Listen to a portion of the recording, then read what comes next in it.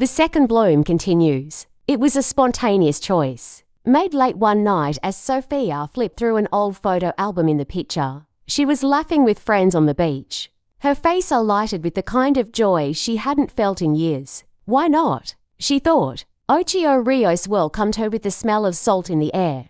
She rented a modest cottage just a short walk from the beach. It was nothing like the countryside home she had left behind. The walls were painted in pale blue, and the furniture was mismatched, but it felt like hers in a way her old life never had.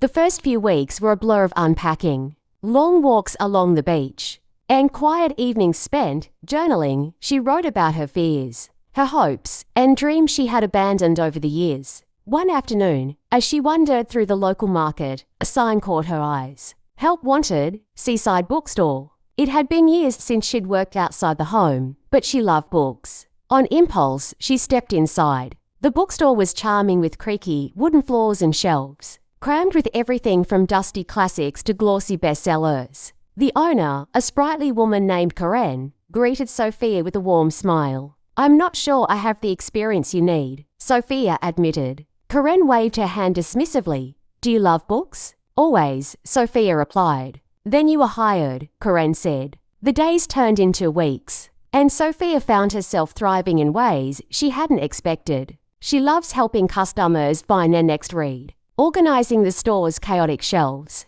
and chatting with Karen, who had become a fast friend. One evening, as she closed up the shop, a man walked in. He was in his late 50s, with a weathered face and kind eyes. "Sorry, we're just about to close," Sophie said. "I won't be long," he replied, holding up a book. "I just need this." As she rang up the purchase, he glanced at the book she was holding, a tattered copy. "Rebecca." "Good choice," he said. "I'm James, by the way." "Sophia," she replied. Over the following months, James became a regular at the bookstore. They bonded over a shared love of literature and a mutual appreciation for second chances. He was a retired teacher who had moved to Ocho Rios after losing his wife to cancer. Their friendship grew slowly, organically, until one evening, James invited her to dinner. "I know a great spot by the harbour," he said, as they sat under a glow of twinkling lights. Sophia felt something she hadn't felt in years: